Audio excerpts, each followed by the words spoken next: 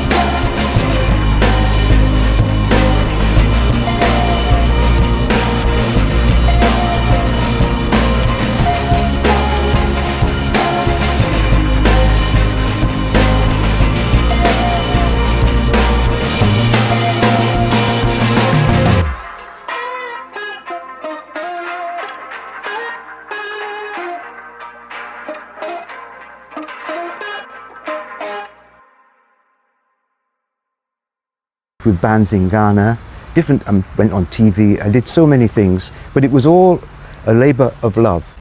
John Collins has also worked as a music journalist, writer, and historian. His academic publications on African popular and neo-traditional music are used in universities all over the world. But, he says, living in Ghana was not all that smooth for him. Well, it's very tough, of course. I mean, I never in Britain experienced things like coups and curfews, shortages, and so on.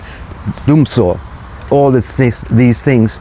Here, at the University of Ghana's music department, Collins helped structure a course in popular and traditional music and taught for many years. He inspired his former student, Eric Suno-Do, to become a music lecturer in the department. And what fascinated me about him was, like you're saying, that here is a foreigner, a white man, teaching us our music, whilst our people were teaching his kind of music. So I found that to be quite interesting, intriguing, and that is what drew me more closer to him. Collins married a Ghanaian and has a son and a grandchild.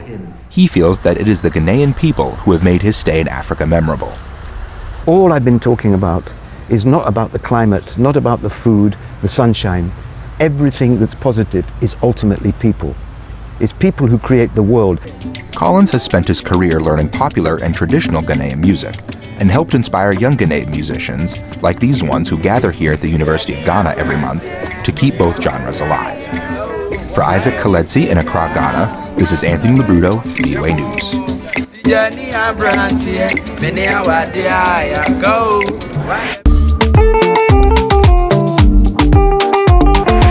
Popular Mexican actor Eugenio Derbez has made it in Hollywood.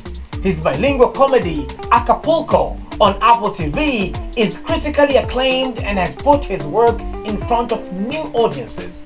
The show's star and producer spoke with Veronica Villafañe about his mission to create an authentic, family-friendly series that positively represents his home country. It all started with a job at Las Colinas. Bilingual comedy Acapulco, now in its third season, has become a global hit for Apple TV and its star. Dad, Mexican actor Eugenio Derbez, who is also the show's co-executive producer. It was 1985. Set against the backdrop of 1980's Acapulco, Mexico, it weaves between the past and present as Derbez, who plays multi-millionaire Máximo Gallardo, I can be tough when I... narrates embellished memories of his rags to riches life. Along the way, he reflects on his younger self, played by Enrique Arrison, through stories full of humor, love, and life's lessons. In Acapulco, it's like something fresh. You can watch Acapulco with your kids, with your abuelitas, with anyone, and you're going to enjoy it. What's up, Memo? The series is about the importance of family, friendship, doing the right thing, and staying true to oneself. Its feel-good, nostalgic storyline resonates across cultures, says Acapulco co-creator and executive producer Austin Winsberg. Young Maximo is someone who wants a better life for himself and his family. The stories that we're telling are workplace stories, romance stories, underdog stories. These are things that I think anybody can relate to globally. Derbez says he was troubled by negative portrayals of Mexico in film and television and wanted to do something to change that narrative.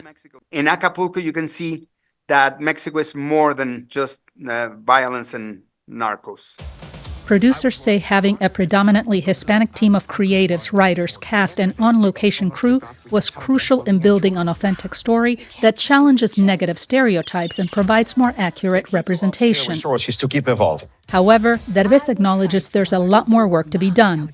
In the meantime, he revels in knowing that Acapulco continues to win hearts around the world through the power of great storytelling. Buckle your seatbelt. Veronica Villafañe for VOA News, Los Angeles.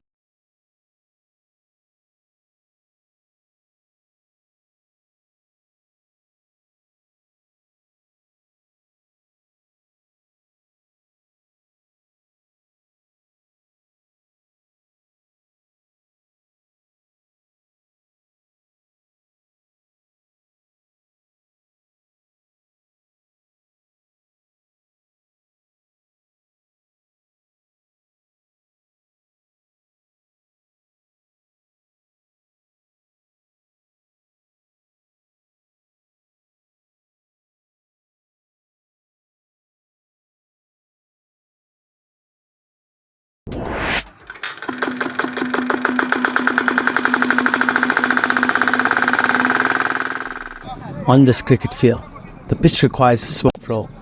For Sean Noble, a seasoned groundsman at Johannesburg's Rivoli Cricket Club, this moment is significant.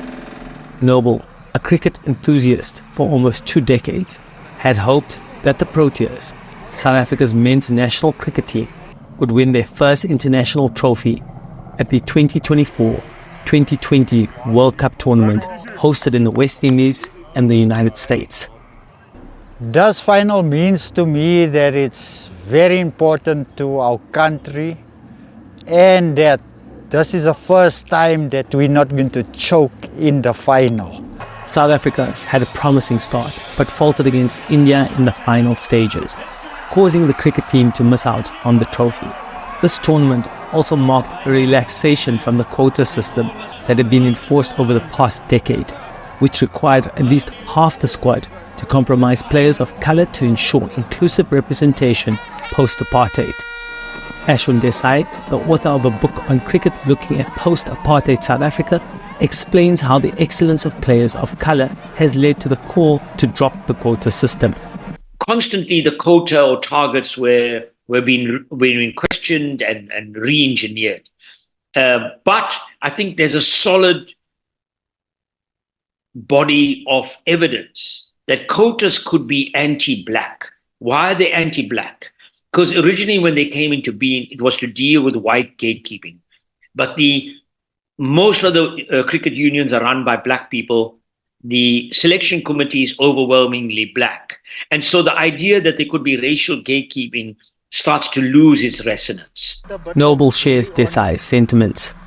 You select a person on merit, not on name, color, or creed. But Noble is not the only person who feels this way. Emotions were mixed among fans at the Johannesburg fan park. There was a lot of controversy around it at the beginning because there were more white players in the team or not a lot of players of color, But I feel like we should just get our best people, especially for a World Cup. We should have our best people in the lineup. Despite the national team fielding only 3 players of colour, one short of the mandated quota, some fans rallied behind the Proteas, advocating for a merit-based system. So we would like to see better representation. However, at the same time, we want to see the South African national team best represented in terms of abilities and in terms of who can get the job done. I think it's not fair at all, because you are forced to bring people who are not competent. You are forced to take some people who are more competitive than others and drop them just because of this issue of race and all those things. Many cricket experts and fans expect a return to the traditional quota system, which has been in place since 1999.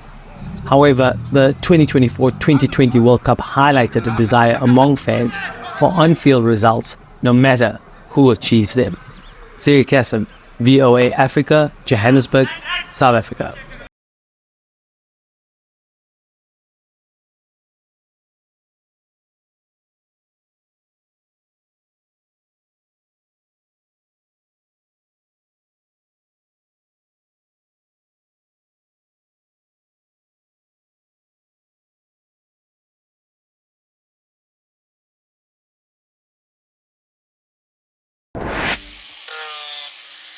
My first sculpture class was in Rochester, New York, when I was 10 years old. It was at that moment that I knew who I was and what I was going to do.